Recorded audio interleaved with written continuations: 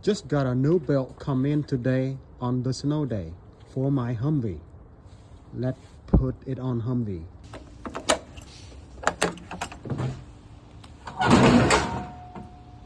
It's only one tool to replace the belt.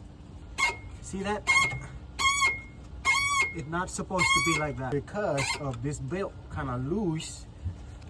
This belt shorter than this belt. Okay.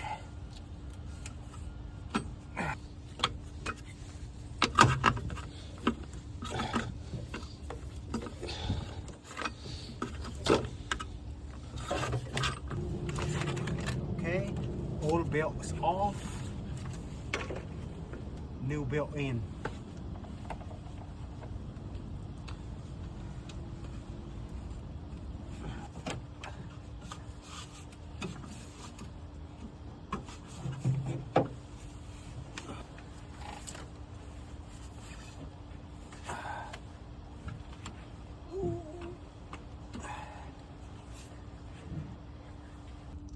Cold start.